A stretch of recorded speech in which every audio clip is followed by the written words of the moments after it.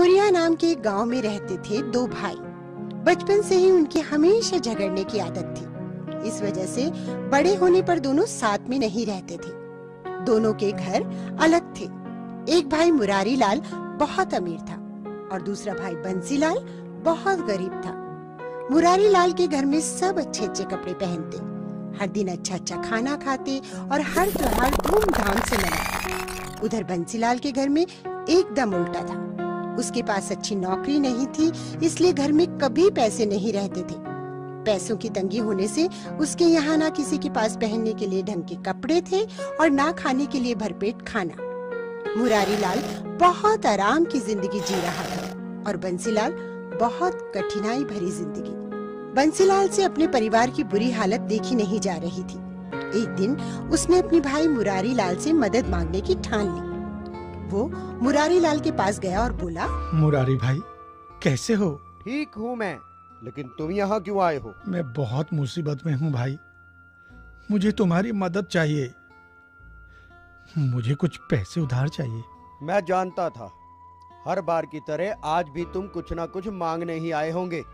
ऐसा मत बोलो भाई, मेरे बीवी बच्चे भूखे हैं।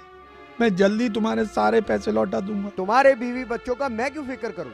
चले जाओ यहाँ से, मैं तुम्हें एक फूटी कौड़ी भी नहीं दूंगा।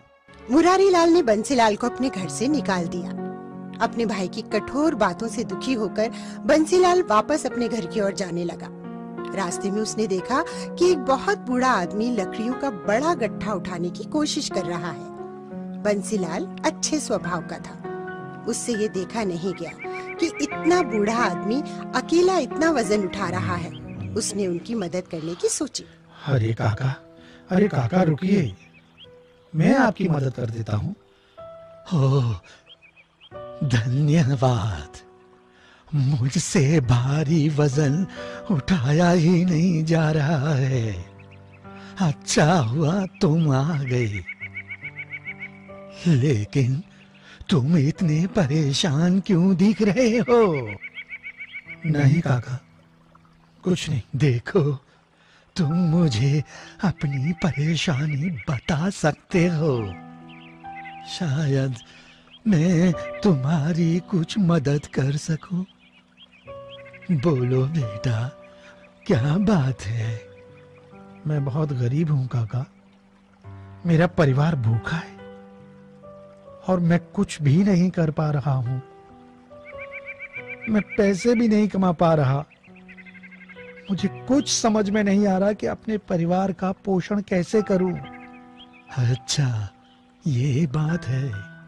तुम ये लकड़ियां का गट्ठर मेरे घर तक पहुंचाने में मदद करो तो मैं भी तुम्हारी परेशानी दूर कर सकता हूँ।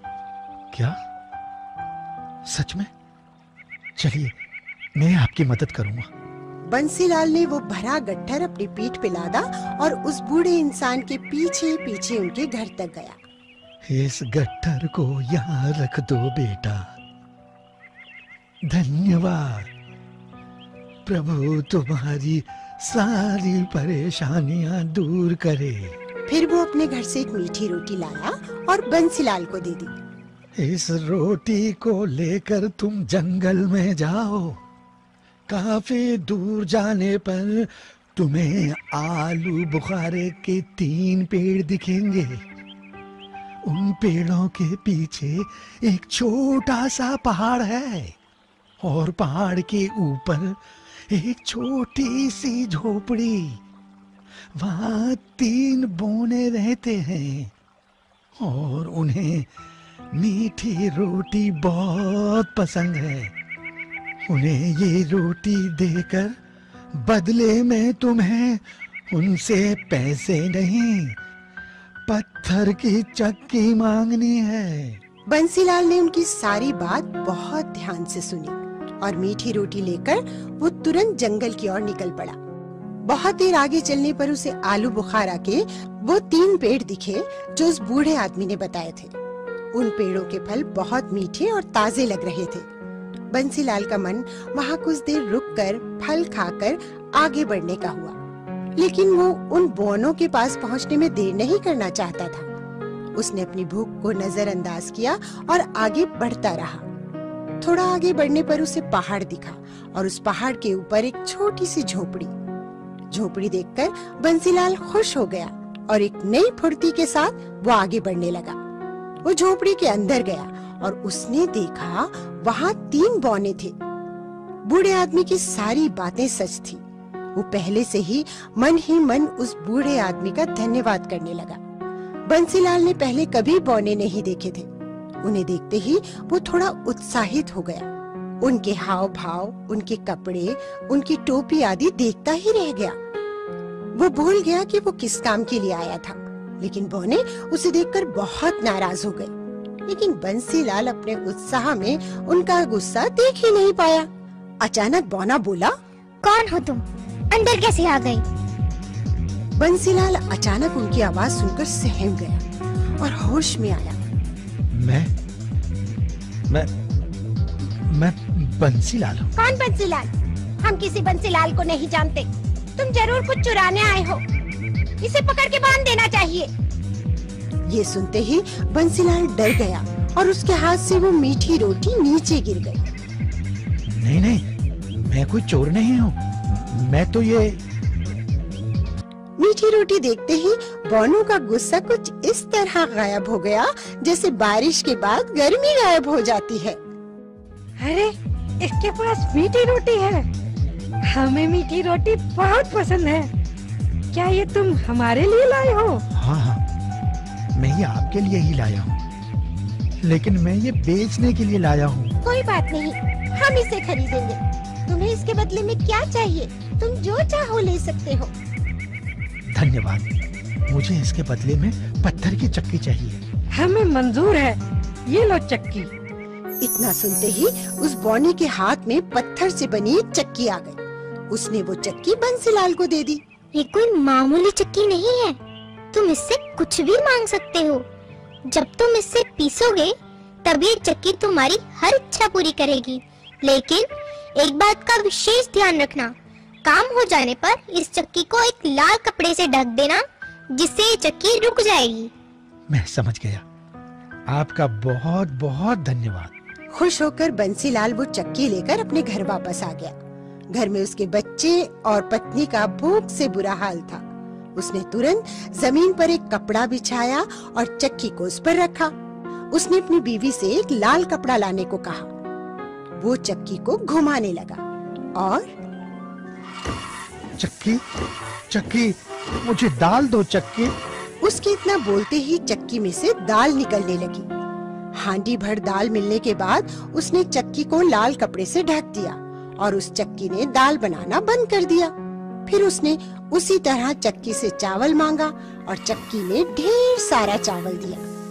चक्की को लाल कपड़े से ढकने के बाद उस दिन उन सब ने पेट भर के खाना खाया। वो अब हर दिन उस चक्की से नई नई चीजें मांगने लगा। कभी आटा, कभी चावल, कभी बाजरा, मसाले इत्यादि। चक्की उसे वो हर चीज देती गई जो वो मांगता गया। चक्की से मिली सारी वस्तुओं को वो बाजार में बेचने लगा। कुछ ही दिन में उसने बहुत सारे पैसे कमा लिए। उसने अपने लिए एक बड़ा आलीशान घर बनवा लिया। अब उसके परिवार के पास सब कुछ था, खाने के लिए भरपेट खाना और पहनने के लिए अच्छे कपड़े। सभी बहुत खुश थे। उनकी ये खुशी लेकिन एक इंसान से देखी नहीं जा रही थी। मुरारी लाल को उसकी खुशहाली देखकर जलन होने लगी। कुछ दिन पहले तो ये मेरे पास उधार पैसे मांगने आया था, मगर इतनी जल्दी ये अमीर कैसे हो गया? इसका पता तो लगाना ही पड़ेगा। जरूर कोई चक्कर है। ऐसा सोचकर एक दिन वो अपने भाई बंसीलाल के घर में चुपके से घुस गया।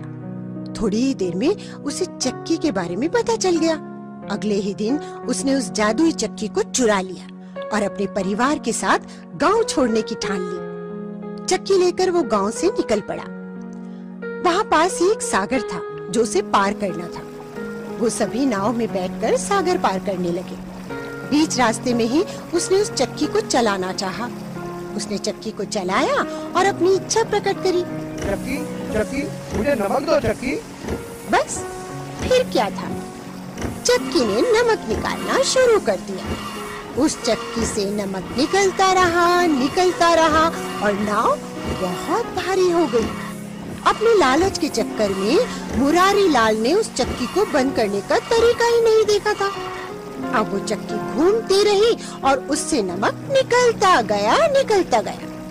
नमक के भार से उसकी नाव डूब गई और मुरारी लाल का पूरा परिवार उस सागर में डूब गया।